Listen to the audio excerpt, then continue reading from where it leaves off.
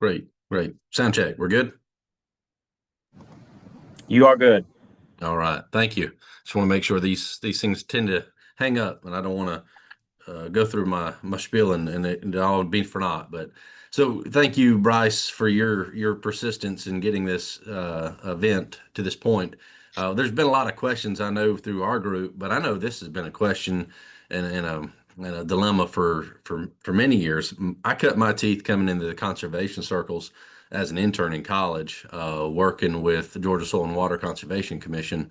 So I've come up through the partnership, and one of my first tasks as an intern um, when I was in college was working with various size dairy farms as these CAFO rules were starting to come into effect, and some of the NPDS permitting was really taking a hold on the bottom line.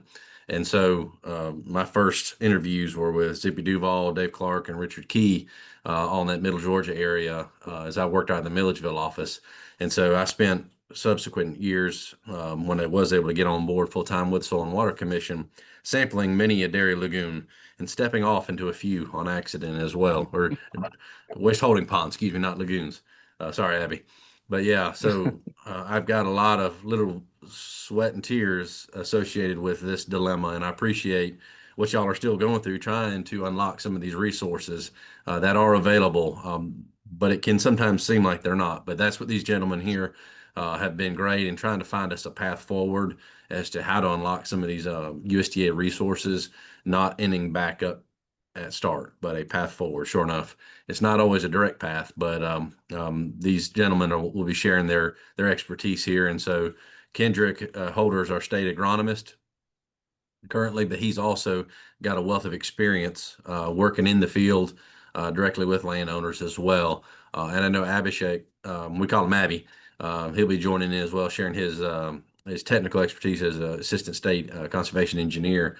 He too, I know, has come up through the ranks through some of the partnerships working with landowners in the field, and until he's been able to lend his talents to our state office. So I hope today's session is informative, enjoyable, and just know that having talked with my state conservationist, Mr. Terrence Rudolph, as when we launched this effort, we had to find a path forward within policy that was a win-win for everybody. And I hope something here today can help you if you're looking to expand your dairy operation, or if you're looking for conservation resources for other things on your operation, even your livestock operation. Maybe you've got some forest management aspects to your property.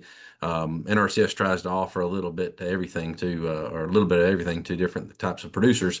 But obviously, we're going to focus on dairy lagoon or waste management expansion and CNMP as it relates to your dairy operation. So with that, I'll quit talking, but I just wanted to share my experiences and my heartfelt support for this effort, and hopefully we can cure a few headaches and blaze a few trails for you guys and gals as we get forward. So with that, without further ado, I'm going to turn it over to Kendrick Holder, our state agronomist. And thank you.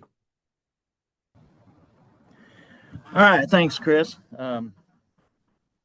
I'm just going to talk for a minute, I guess, before I share my screen. I'm Kendrick Holder. I'm the state agronomist.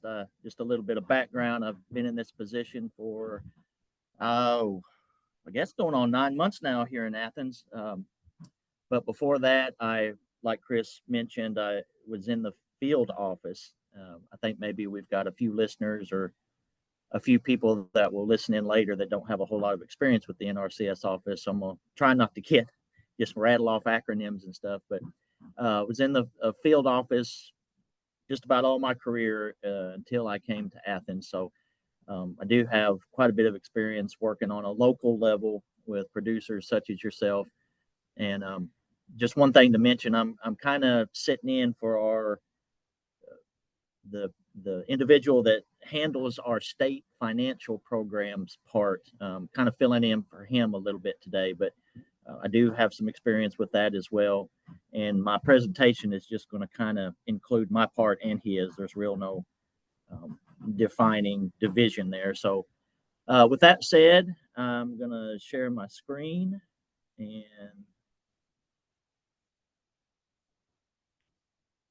technology is not my friend when I want it to be. So somebody help me out if you can't see my presentation.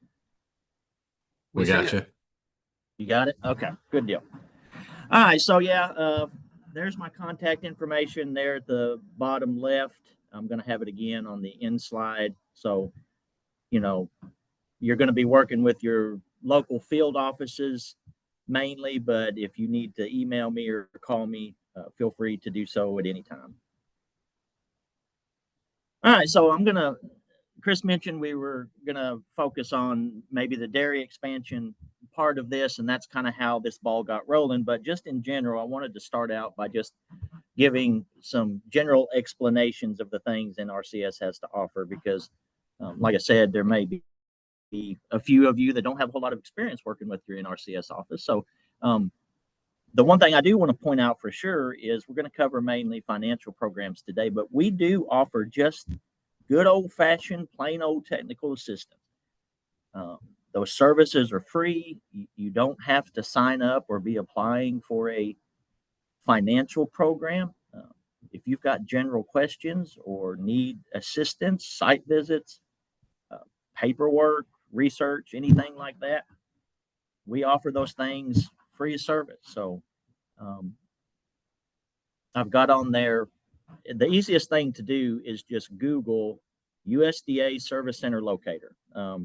It's a really helpful tool, really easy to use if you need to locate your local NRCS or FSA office. But just in general, if you've never worked with the USDA, the Farm Service Agency, or NRCS, uh, find where your local Farm Service Agency FSA office is. You'll want to get those records established with them. Probably first thing is the best way to kind of handle that. And like I said, just Google USDA Service Center Locator if you need some assistance with that. Really good tool, easy to use. After that, or in conjunction, you can kind of do all these things at the same time. But you'll want to make contact with your local NRCS office. And when I say that, we have a lot of tools out there to do things electronically, farmers.gov and some different things like that.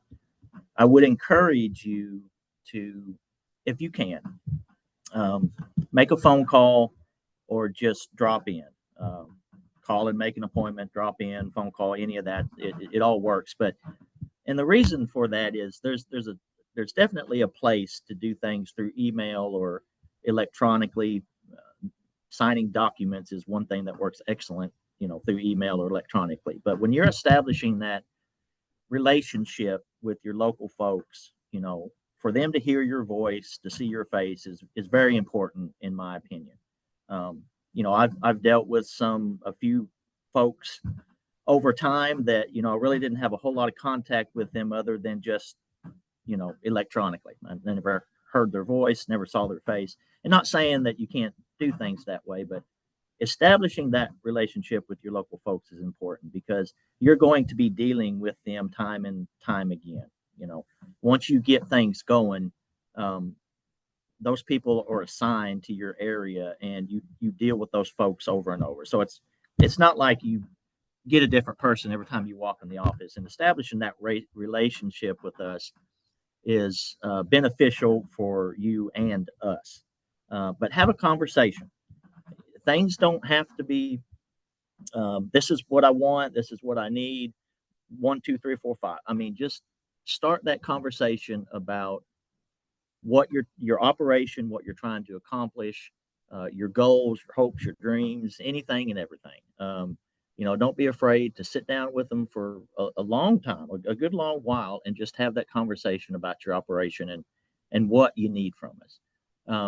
At that point, you can decide, well, maybe all I need for right now is technical assistance, and we can definitely provide that. But if everything progresses and it does look like, that applying for financial assistance is going to be right for you, the next question you may ask is, well, what program is right for me, or, at all? The three major ones that we have is the Environmental Quality Incentives Program. We call it EQIP. The Conservation Stewardship Program, CSP, or the Regional Conservation Partnership Program, RCPP. That last one there, RCPP, is not in every single county, but for those that it is, it's another viable program to consider. But just real quick, some of the main differences between those three programs is EQIP is kind of a taking a bite at a time, right? So you need one particular thing. You sign up. If you get funded, you do it. You get paid. It's kind of like one step at a time type deal. And I would encourage for a lot of people to probably take a look at that one first. If as time goes on, you work with this, you like working with the financial programs, you might want to consider the conservation stewardship program. It's for those operations that have kind of been rolling along, going good for a number of years. They've got a few things figured out, and they've gotten to a point where we need to take that next step up as far as our conservation efforts go. And like I said, the Regional Conservation Partnership Program, not available in every county, but it kind of mimics EQIP to a degree on how it works. It offers individual practices, and it could be another option, like I said. So after you apply, and these things don't have to go in this particular order, but after you apply, normally what would happen is that field office is going to schedule a site visit with you. But like I said, you can have that done prior to ever applying for an application. They're going to want to see things on the ground, get a good visual of your operation, start identifying some of the issues that you're having, continue that conversation with your goals and things like that.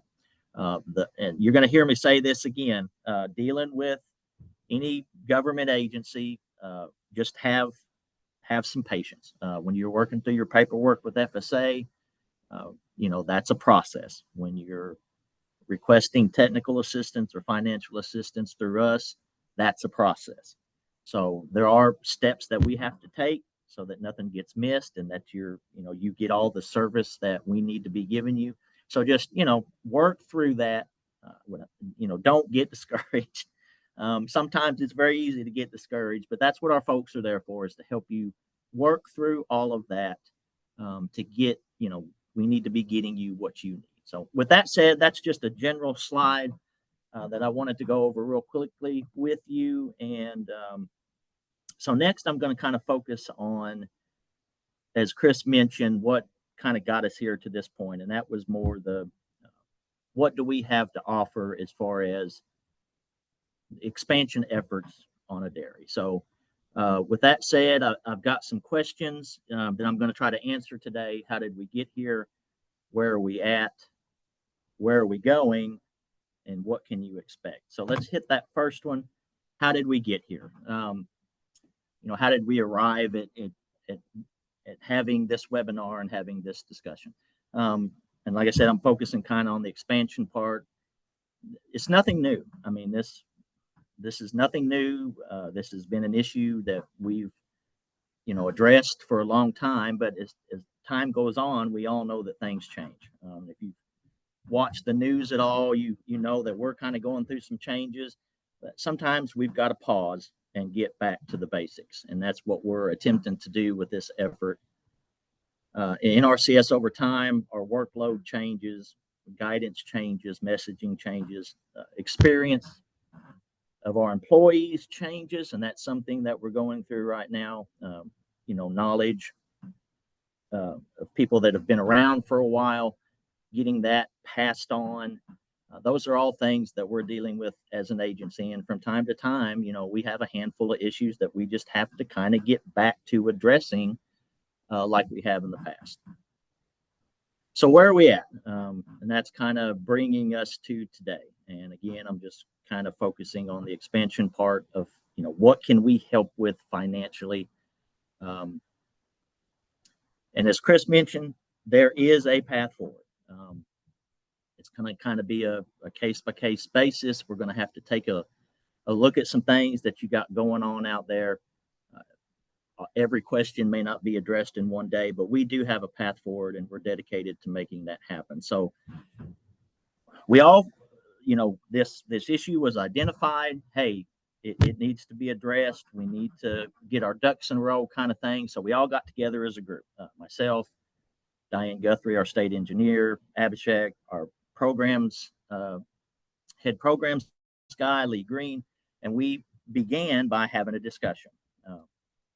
we had a discussion about it, but then, as we normally will do, we referred back to our official NRCS policy. And these are kind of the 4 bullets that are, hard to read, boring policy says. We need to have an existing resource concern. And that's a word that you're going to want to get familiar with, resource concern. And all that is a fancy way of kind of saying a problem or an issue. It would be, water quality is a resource concern. Soil erosion is a resource concern. Forage, the amount of forage you have for your livestock is a resource concern. It covers soil, water, air, things like that. So that's a term you're going to want to get kind of accustomed to saying or knowing what it means.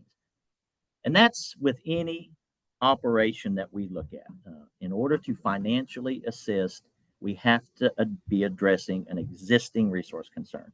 But along with that, for animal feeding operations in particular, once we have that existing resource concern established, we can then address the expected resource concerns that go along with the expansion. Okay, so there's our kind of path forward right there. The things that we financially assist with can't be only for production purposes. We have to tie it to an environmental benefit. We have to tie it to a resource concern. And then the third bullet, conservation benefit overall. I mean, that's what we're trying to accomplish. And it also specifically points out, that CNMP that addresses your operation is going to need to be updated to address the expansion. And that's got to be in place first prior to us moving on. All right. So there's where we're at. Where are we going? And again, forward. This is not an issue that we've looked at and said, well, the buck stops here, the road ends here. We do have a way forward, and I want you all to know that. So we need to give our folks training and guidance. We need to get the word out. I mean, there are it was kind of an inconsistent message right across the state was one of our issues. And, but, some parts of the state was given a very consistent message and handling this stuff. And we just need to bring everybody up to speed. So we're all on the same level as far as knowing what to do. And then once we get that training and guidance to our employees in place, that's going to lead to some proper conservation planning. That's going to lead to some folks knowing what to do. Once we start that conservation planning, then it's kind of our job here in Athens to do follow-up, kind of keep an eye on this for a while and make sure that things are getting addressed like they need to be.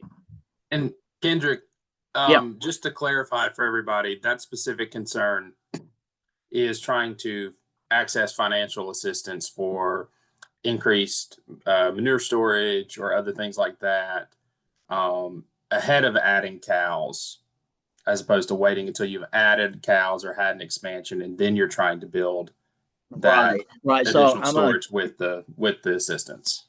Yes, yeah, and just on that, I'm not going to hit a whole lot on the state permitting and things like that today. I mean, we're kind of dealing with two worlds here. This what the state requires as far as your permitting and their requirements, and then the NRCS and what we're requiring. So I'm going to hit on that just a little bit earlier. But yes, I mean, it would be getting these things lined up, taking a look at these things prior to that happening. So yes, you're exactly right. Was that good enough, or do I? All right. So what can you expect? You walk in the office, like I said, on that kind of general slide, establish that relationship, have that conversation.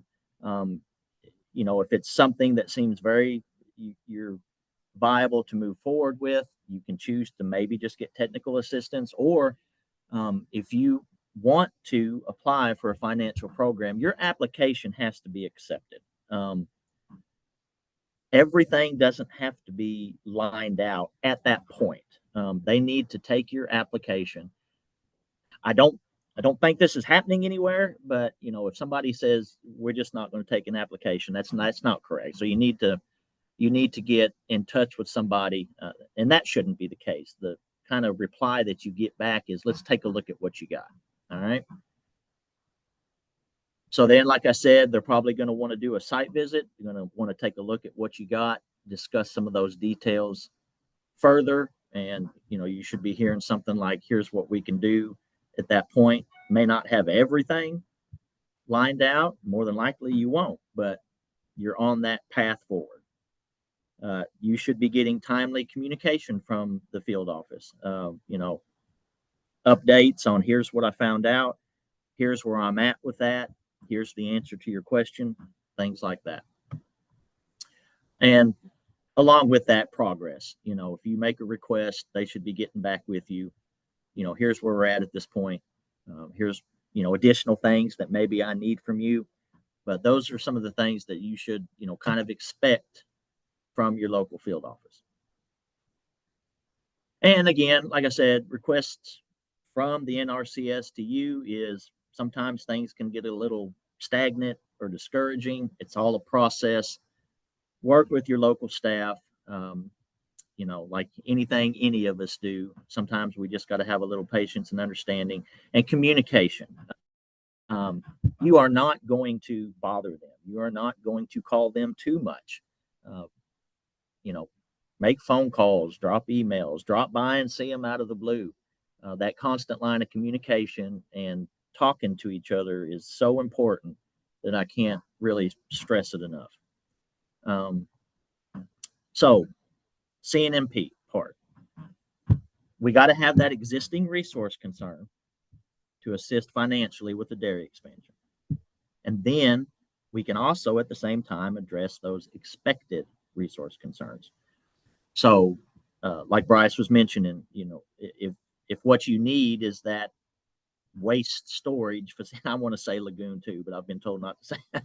If the waste storage facility, which is most likely what you're most interested in, we need to have the existing resource concern addressed and your CNMP updated. And then we can move forward. My phone is going on. Then we can move forward with that waste storage facility applying for cost share. So, and again, talking kind of about two worlds here. I know, like the state, through your permitting and everything that you've got to have with that, they do a nutrient management plan.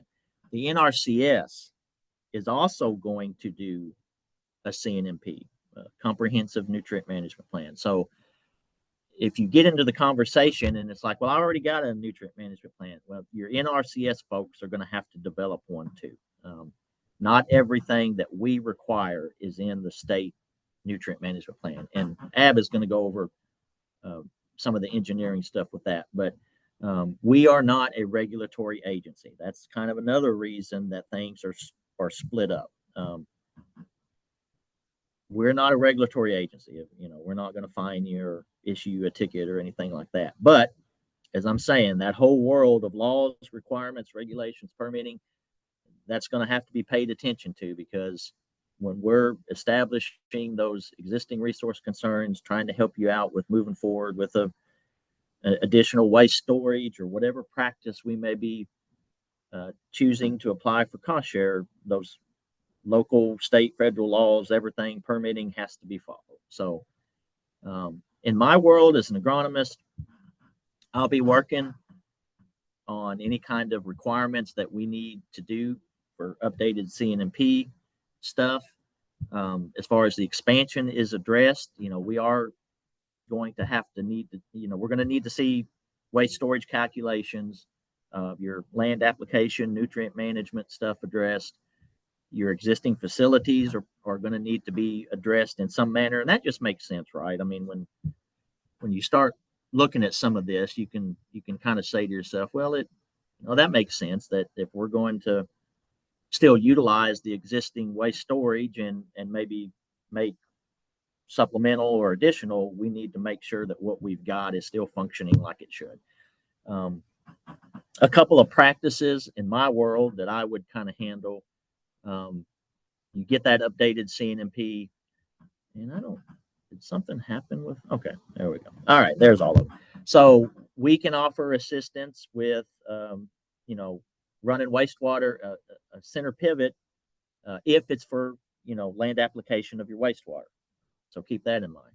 We can offer financial assistance with the nutrient management part of, spreading that kind of stuff or applying it to the land.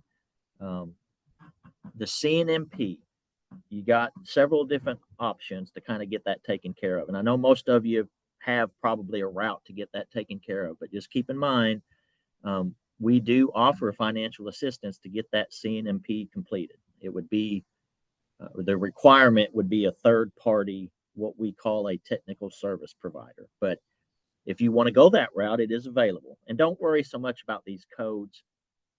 Just try to keep in mind that we can help out with the pivot if it's for wastewater. We can help out with the nutrient management part of applying everything. You can get assistance getting that CNMP written. The other one down there, the CNMP design and implementation activity, that's the CNMP and that will go together. Let your field office work those things out. The biggest thing that you need to do is just identify the things that you need. If you're talking with your local person, say, hey, what about getting some financial help getting my CNMP written? They should be able to take that tidbit and move forward with it. And just to kind of continue a little bit, some other practices that may go with just dairies in general, or the expansion part, we can address a lot of this with one application. Like I said, it's going to be kind of a case-by-case basis. Everything is going to be done for your best interest, but cover cropping, if you've got room for that in your rotation, we can help out with if you're wanting to switch over to a more intensive residue management type situation. And when I say that, I just mean strip till, no till, things like that.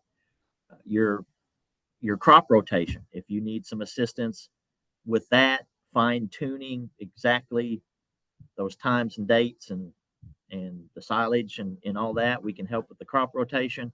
We can also help with the hay aspect of some things with a practice called forage harvest management. So like I said, the codes and the actual names of the practices, it's more so just telling your local field office person the things that you need. If you're interested in cover crop, just say, hey, what, is there financial assistance for a cover crop? I'm thinking about, going full no-till. Do you have any financial assistance with that? So that would be the bigger part of that picture. And with that, Ab is going to go more into some more additional practices that would not only be applicable to the expansion part of dairy situations, but just dairies in general, and go into kind of some of the engineering things. So I appreciate y'all letting me be a part of this and being on the meeting today. There's my contact information again. If anybody doesn't pick this up today, just contact Bryce and he'll get it for you. But I'm always available, and thank you all. If there's any more questions, I'll be around for the whole presentation. So with that, Ab, I'm going to turn it over to you. All right. Thank you, Kendrick. Let me know if y'all can see my screen. Yep. All right. Good morning, everyone. My name is Abhishek Kashinath, and I am the Assistant State Conservation Engineer with USD NRCS here in Athens, Georgia. And I've been working with NRCS since 2018. I started working in NRCS through GACD. I don't know if you all ever heard of that, but I was a district program assistant with them, and I was placed in Washington field office in Wilkes County. After getting my citizenship in 2019, I applied for a federal job, and I got the official NRCS job as a CET, civil engineering technician in Hartsville, Georgia. I worked with many farmers, but the majority of them, since I was kind of in a northeastern side, we have a lot of chicken farmers. So I work with many chicken farmers, and did a lot of waste management, stack house and composters type of practices with them, and also we did a lot of energy audit to make their chicken houses more efficient um, in that way. But in 2020, in 2020, I got this position as assistant estate conservation engineer, and since then I've been working here. I have never worked with any um, dairy farmer, but I've been to a couple of the dairy farms before, so I understand their needs and wants just by looking and hearing their stories and what they have done already to make their um, farming operation more feasible. So I've had kind of that experience. And when this topic comes up, this is when I start studying about um, more about deeply into the dairy um, farming needs and how the waste management and other practices um, can be placed there. So a little bit about the NRCS engineering division. We help farmers and landowners with engineering practices through NRCS financial or technical assistance. We also do other type of work, which is like watershed dam rehab. We assist counties and cities during natural disaster and much more like that. And also, it is a National Dairy Month, so I just wanted to convey my greetings to you all. Just wanted to say Happy National Dairy Month, and thank you all for all you do. Without further ado, I'm gonna move forward with my presentation. Is it changing? We still see your first slide, Ab. Oh, okay. Thank you, Kendrick.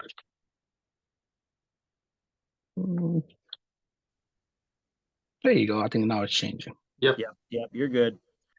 All right. So Kendrick has covered the part of programming and more of agronomic side, and I'm gonna kind of do the review for the engineering side for the dairy farm. I'm gonna talk about the dairy waste management, and also gonna look some aspect to check the integrity of your structural and environmental consideration for any existing facility or structure.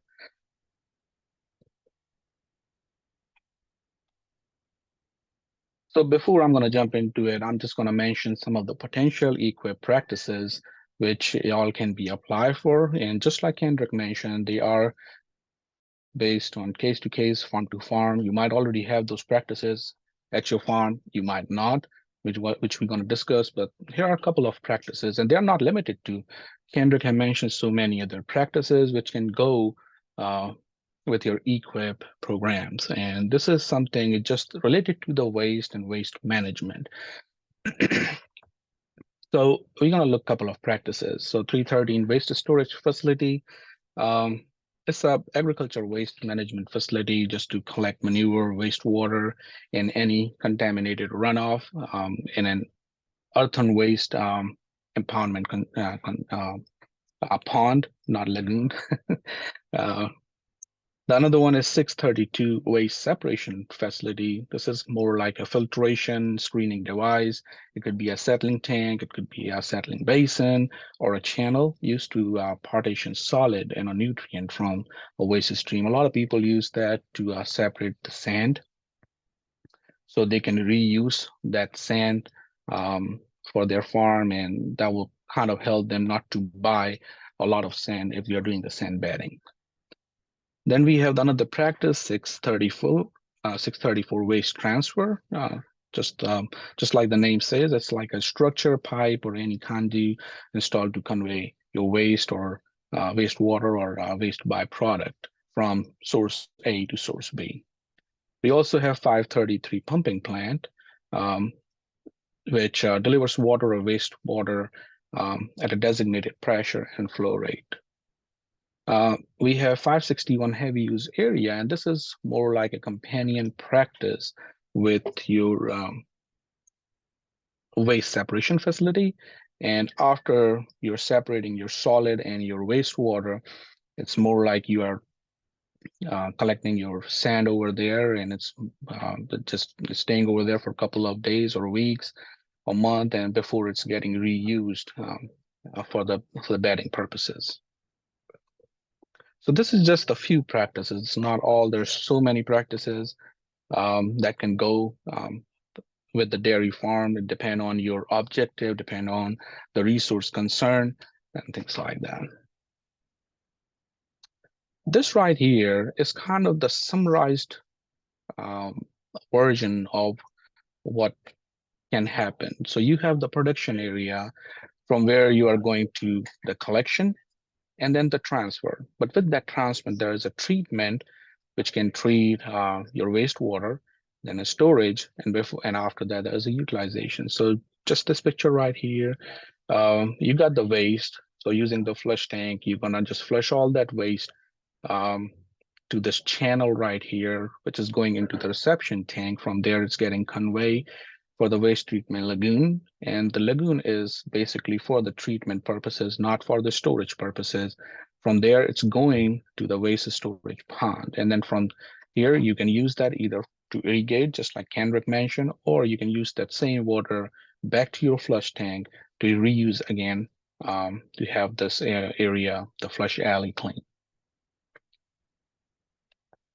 So next we have here is kind of a real life scenario. And to get to this point where we can decide on your farm's need and wants, there are a few things needs to address. So just look at this farm. I mean, all they have is the dairy barn and the waste storage pond, and they have so much resource concern over there. So when they, excuse me, contacted NRCS, and we kind of created that plan. We did kind of an open flume concrete channel system just to collect all that that waste from the clean out area going to a reception pit. From there, it's getting conveyed back to the another reception area or the collection area. From here, it's going back to the sand separator, where it's kind of separating the solids and the waste water. The water is going back to the pond, and the solid is getting stored on this heavy use area pad. This is the concrete pad, and then it can stay over there for, I don't know for how long it needs to be cured before you can use it, but it depends on kind of the sizes kind of depend on how much sand you are getting collected over there. All the wastewater is coming back to this pond. So this pond was not adequate enough for the expansion and the volume they were getting. So we have the new proposed waste storage facility pond here. So once this is getting filled using the gravitational waste transfer pipe, all that waste water is getting conveyed to the second pond. So just in a nutshell, like how we can do it, just to give you the visualization on how it's going to look like when we're going to come and just take a look at your farm and do this kind of the writing the plans. So why this all matters? So as per the NRCS CNMP policy, there are certain requirements and contents that need to be in the CNMP report. So which also include checking or evaluating your existing facility or for integrity and capacity. And I'm going to talk more about that. And if need, the site evaluation for newer proposed facility that can be included in that report. So this is the policy Kendrick was mentioning about, and he said it's just boring to read. And for that sake, I'm not going to read every single point for you, but one thing I'm just going to mention here that in that policy, there are some engineering aspects we have to consider when writing the CNMP in order to fulfill NRCS policy requirements. And one of them is somewhere here. Right there, it talks about, oh, I'm sorry, I changed that. Right there, that existing waste handling storage structure for integrity and capacity. So evaluation of existing waste storage structure for its capacity and integrity. So that needs to be checked So there is a certain way to do that, and I'm going to talk about that. But on top of just following the NRCS policy, there are always state and local laws and regulations. State of Georgia has several regulation, and I'm pretty sure that y'all are familiar with that. But here are a couple of things I found out, and this is your checklist, what I found on the state of Georgia's website. And it did talk about the leakage prevention and inspection checkout to fulfill the NPDES and LAS permits and regulation, whatever they are. And also they have the rules and regulation of the state of Georgia, Rule 40, which is strictly 40-31-3 is for the nutrient management plans. In that there is a section 04 is soil information, which also talk about do testing soil for the texture, permeability, soil drainage, checking for the depth to seasonal high water table and erodibility. So Kendrick mentioned a couple of EQIP and CSP and CPA and DIA, all the acronyms. So this is another one is CEMA, which is Conservation, Evaluation, and Management Activity. We call it CEMA. So there are two CEMAs we have is 226 and 227. 226 is basically your site evaluation for any of the proposed facilities. So what it's doing is checking your soil, slope, setback, hydrology, and feasibility of the construction. So if you do not have the adequate amount of storage, and you might be looking for the additional storage or the pond for the waste storage, this is something can come in place. Another one we have is 227, which is the one mainly needed for upgrading your CNMP, which is the waste storage facility and evaluation. Not necessarily you have to apply for that, but this is something is there if you need it. Something you can get the qualified individual to check all that, and that's going to be some sort of PE or somebody who is listed there as a qualified independent. So waste storage facility evaluation is basically checking the capacity, safety, the structure integrity, and compliance with the standard for the existing waste storage facility. Talking about CEMA 227 and how these things can be done. So to check the structure integrity, that individual is going to check for some visual aspect, like check for the cracks and any settling, calculate some freeboard and slope to the specs, check the condition of the liner for any puncture, any degradation, things like that, test permeability, checking the groundwater for any sign of contamination, and the separation from the water table, because there are certain limit called MCL, maximum contamination limit, I believe, as per the NPDES rule, and it cannot exceed that limit. So this is something they all can check. Also going to check for the volume and the need for the additional storage, making sure that the compliance with our standard 313 and 359. Also, they're going to check for some overflow protection, erosion inlets and outlets, some of your pipes and pumps and gravity lines for damage. So in all, they're just checking and making sure that all those things at your farm is working in a good condition. If not, then there is always a chances that we have those practices to replace or upgrade those things. And why all this matter? Let's say you have a pond which is leaking and contaminated the groundwater. What we can do is, there are a couple of fixtures we can do, but ultimately, and the best one is the Practice 360, what we offer is a waste facility closure, in which we're going to close out your older existing pond, which is contaminating the groundwater to the maximum limit, but more than that.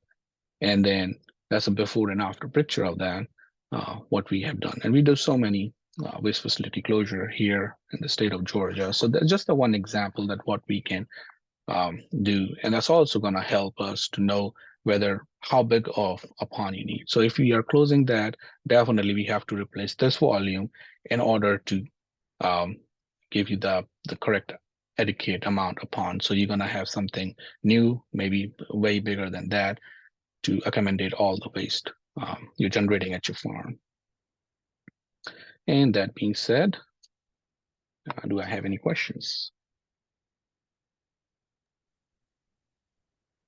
I got a couple of questions that came in. Mhm. So I'll just toss them out if that's okay, Abby. I'll toss them out to you or Kendrick and let you guys decide who's best suited to answer those. Sure. So this first one was a clarifying question we got in that asked, in order to apply for assistance for any of the programs, do the farmers need some kind of like on-farm evaluation done beforehand? Like, is there going to be somebody from NRCS that comes out to the farm and kind of walks around and kind of goes over everything with them? Hi, Kendrick. The short answer to that is no. To simply apply, sign an application for a financial assistance program, that does not need to be done. You can submit an application, and then normally we begin that process. I guess I will mention, so you come in the office, I want to sign up for a program. Well, they should be taking your application with very little questions.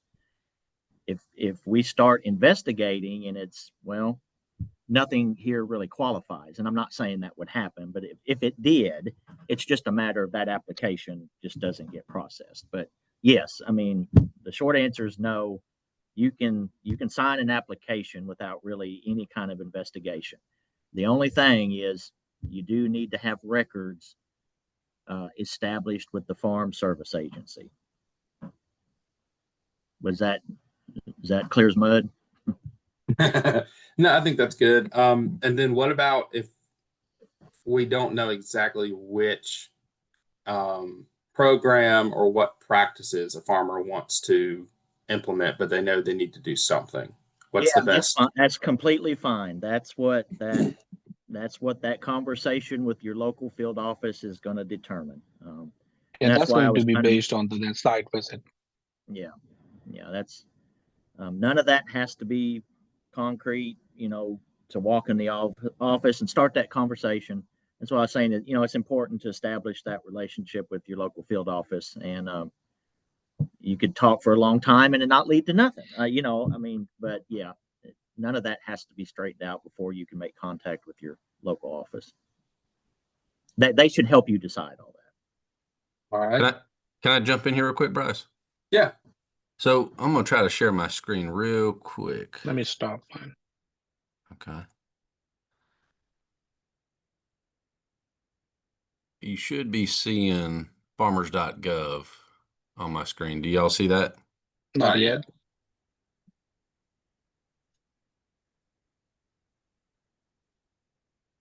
Yes, we can see that. Let me go back here. So we've tried, you've heard a lot of acronyms, you've heard a lot of routes and this and that resources, and all those are accurate. But one thing that happened a few years ago, if in case your members aren't familiar with, is they tried in earnest to make getting in touch with us or learning about us much more modern, and farmers.gov was the result of it, not farmersonly.com. And it was an ongoing joke at the time, that was a popular dating website, but no, this is a relationship building website, but not of that kind. So farmers.gov is one that was born a few years ago to try to be the one-stop shop for USDA programs that have a direct interaction with farmers and in their field. So in this website, you will find a lot of different resources, and it can be a little overwhelming, but for those who are just getting started with us or want to know more about us, and I say us, USDA as a whole, when you ultimately you can come here and just click on working with us and learn about some of the different things that come with program eligibility, where to find your USDA Service Center, which I'm also going to mouse over here at the very top of every page. You'll see this link called Service Centers. That's going to be that Service Center locator that Kendrick mentioned. If you Google USDA Service Center, this is where you'll come, and you can I'll click it just to give a quick demonstration. And you come down here, just pick the state and the county. It'll pre-populate, and it'll tell you which, let's see, go to Georgia. And forgive me if this is way too elementary and taking up time, but that we don't need to spend. I just wanted to give a quick little intro for those that may be watching this in future, or maybe aren't familiar with it. But you can see by popping there, you'll find the different FSA offices where they're located, the NRCS and the Rural Development Office. And you'll notice there's 3 different offices. Unfortunately, in this case, for our Greene County residents, they have to go to 3 different places or start this search online. You can log in, create a customer account, and do a lot of this initial sign up stuff online. And Kendrick might be able to correct me if I'm misleading on to what degree you can get started online, but I know ultimately it will engage the local field offices. But this is a great place to kind of get familiar with the forms and the things that you might need. So I'm going back to farmers.gov here again, and then you can see common forms. Some of the online services that you can access through the farmers.gov and how to stay connected. Kendrick mentioned the communication. Where's my application at? The status of that. Okay. Somewhere down the line, you've got a contract that you've secured. You can come in here and manage it digitally, signing it and approving for different stages of your contract. There's just a lot of different stuff in here. If it's talking about disaster inquiries, what conservation programs might be available to me, loans. There's just a lot of different stuff. And even in here, you can search new beginning farmers, and you're going to find some online resources. The Beginning Farmers Rancher website. All these things are designed to make these tools a little more available, accessible, during business hours or after. As I know, many times you guys are, searching for information before the sun even comes up or long after it sets. So this is a great way for you guys to get informed and start some of the search. And I'll stop running on with boring website demonstration, but I did want to make that resource, farmers.gov, available, or at least preview in case somebody has not heard of it on your teams. No, thank you, Chris. Let's see. I got a couple more questions we'll roll through. I think this is a Kendrick question. Is there, and this might be something we can provide as a follow-up to our participants and everybody who's watching later. Is there a list of the different practices that dairies could qualify for and what that financial assistance may look like? Like, is there a clean chart? We're used to FSA world, right? This program pays this. Let's say if they apply for one of the programs for assistance with creating a new lagoon storage, installing a sand lane, a separation lane. Do you guys have those amounts listed anywhere for them to go look? Yeah, the the program cost lists are published every year, and that's public information. I guess I would say it's probably not divided out into specifically dairy or specifically anything really, but there is a total cost list with our practices, how much they pay. That's all public information. I guess again, I just go back to, and I know in today's world and everybody, busy from sun up to sundown, you look for as much of this as possible online, but the field office could come up with you something specific.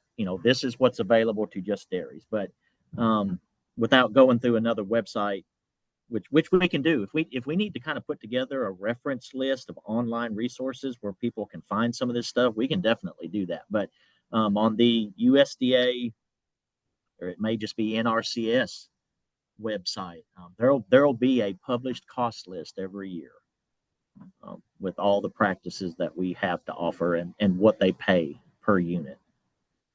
So yeah, if we need to put together a dairy specific reference, just if there's some demand out there for that, we could do that. Yeah, maybe that's something we can share kind of as a follow-up when we send out the follow-up email with the recording. Okay, for the comprehensive nutrient management plan, I think you touched on this and you answered this after it came in, but I'll just say it again for anybody else. They can get a third party planner, their normal nutrient management planner to write that CNMP that would qualify for NRCS, right? Yes, yeah, that's what am I still, yeah. So that there is financial assistance to get that CNMP written. If that route is taken, it does have to be a third party, somebody other than UGA, somebody other than us.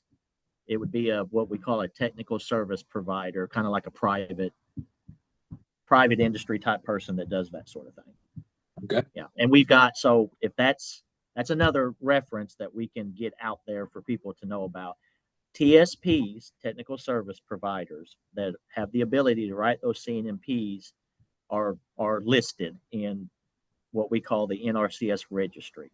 So you can go online and look, okay, who can write a CNMP that'll qualify, for NRCS. There will be a list of folks. So that could be something else we could add to that reference list of,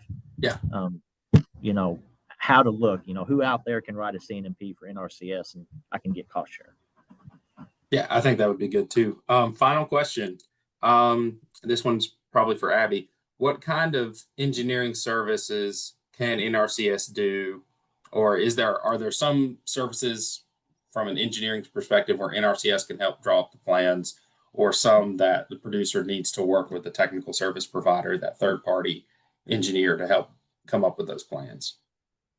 Let's say if we are doing some kind of like additional storage, separation lane, something like that. So we do a lot of in-house like drawings and things like that, but due to the limitation and the workload, it might be that you might be looking something to be done like very early, like this year. But it might be possibility because we just gonna do it based on when we receive thing, it might be delayed. You might not have the expertise for something like that.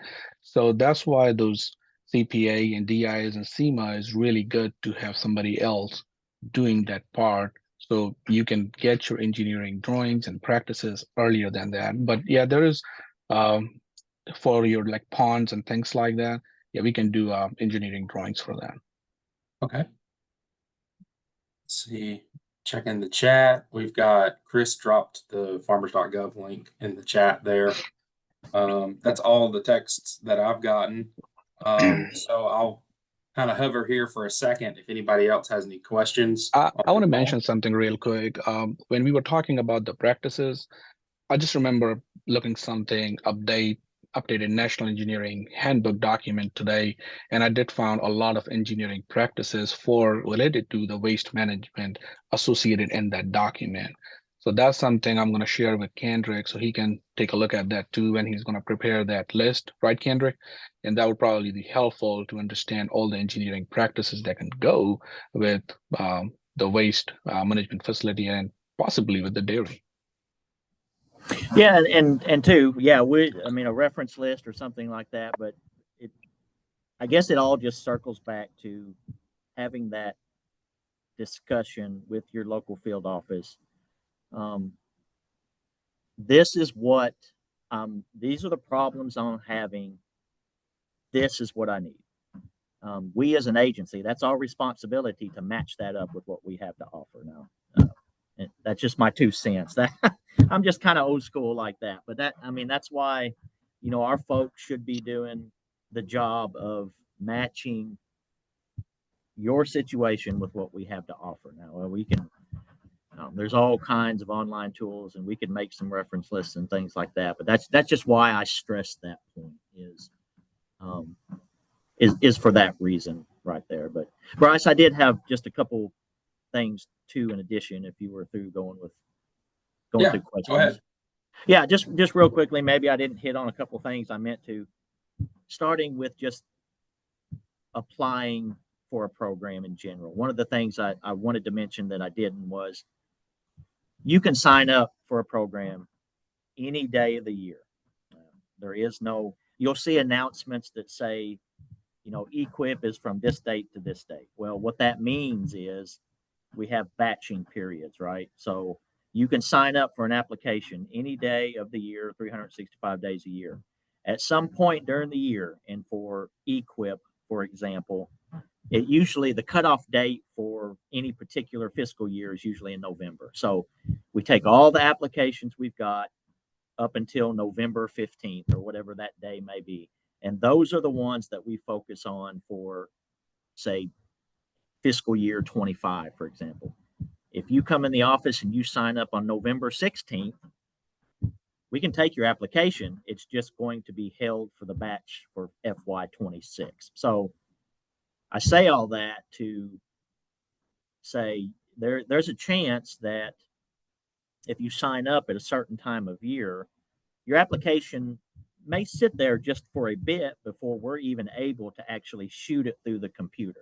Now, that doesn't mean they shouldn't, be making contact with you to make a site visit and all those sorts of things. It's just, I wanted to give kind of a overview of how that works.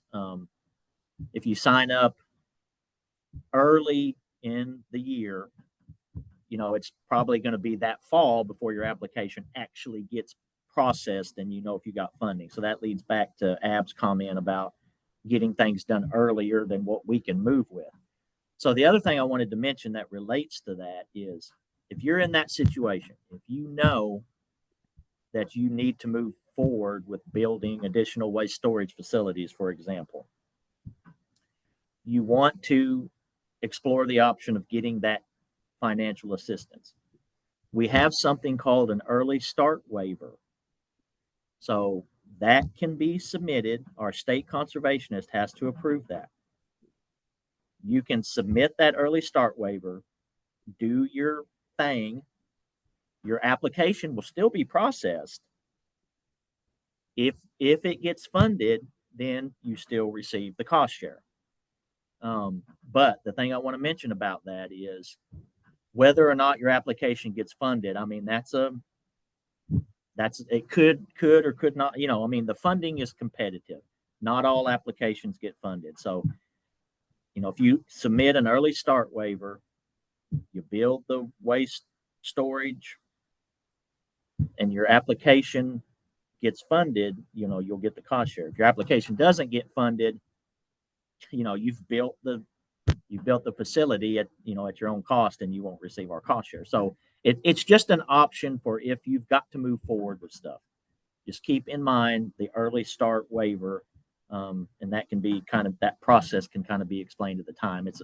I know I didn't do the best job in the world with describing that, but it is another tool. You're not necessarily backed into a corner to wait. We do have some options to get you started earlier. It's just your application has to go through the process and it may or may not be funded. And I don't want to give any illusions to, well, it looks like, there's a good chance it's going to get funded or not. You really need to be committed to doing something, and be willing to take the chance that, it's going to come out of your funds, because you may not get funded. But like I said, I know that wasn't the best explanation of that, but I wanted to bring that up, the early start waiver. And then when I say, when we go out there and we need to identify an existing resource concern, what does that look like? Well, I guess one example I could say would be, a lot of times, your operation's been going for quite a while now. You based your waste storage and your land application, you based it on the management a long time ago. Things have changed. Now you don't have enough days of storage. You've acquired some additional land, or you have less land. For example, we can tie that situation to a water quality resource concern.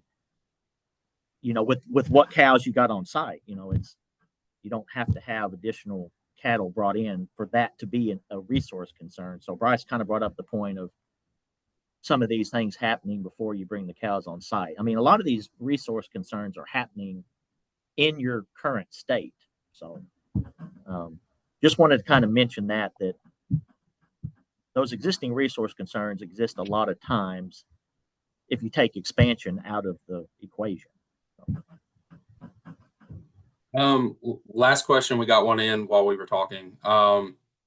It's another clarifying question. So we mentioned that help with writing the CNMP, there is financial assistance there with writing that CNMP, but what about any engineering design work they may be using a TSP for?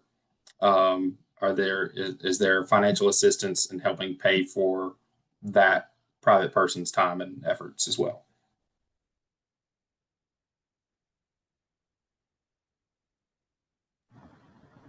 You gonna take that one, Ab? Yep, I was clicking the buttons.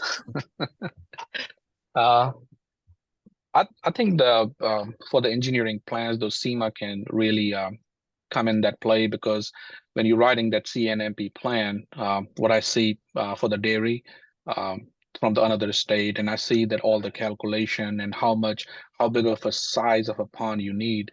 So that's definitely going to help us in that process. But preparing the actual design where you showing everything on an AutoCAD generated drawings, I don't think so. We have anything for that engineering wise outsourced, but that's something we can do easily in-house without any problem. If that answers the question. Yeah, I think so. All right. Well, gentlemen, we appreciate NRCS working with us, helping answer some kind of unique questions over the last few months. And we appreciate you taking some time to kind of explain some of the processes, as well as some of the programs that are available and how our farmers can better participate with some of those NRCS programs. So for anybody that might be watching this later, we will have this video, as well as the contacts for our speakers, in a follow-up email that'll go out to all of our members. They're also at the beginning of their slides as well, if you just want to kind of click back on the video to when their slide presentation started. And we'll also work on maybe getting some resources, some links to a few things about the cost share programs and other things for y'all to take a look at, as well as the link to farmers.gov and those other resources we talked about today. So if there's no other questions, I just want to say thank you to Chris and Kendrick and Abby for taking time out on a Friday to visit with us and helping to shed some light on the NRCS programs. And we just appreciate y'all's time and partnership. Thank you, Bryce. And also thank you to your producers who provide the good dairy products that we love to enjoy. We had ironically, we had a workforce engagement meeting yesterday where all the new return to office employees that are new to this building that we're working in, we enjoyed an ice cream social yesterday that the senior leaders, especially the new senior leaders for USDA, helped to initiate. So we enjoyed your products very much yesterday during our lunch hour yesterday. So bravo. That's what we like to hear. I did my best to consume the product, that's for sure. Well, it was delicious. Thank you. Well, thanks to all of our farmers that joined and that'll watch later. If you have any follow-up questions, you can always send them to me or directly to those contacts for Chris, Kendrick, and Abby when we share them later on. Hope everybody has a great rest of your day. We really appreciate your time, and I'm going to stop the recording and we're going to wrap things up. But thank you again, and we'll talk soon. Thank you all.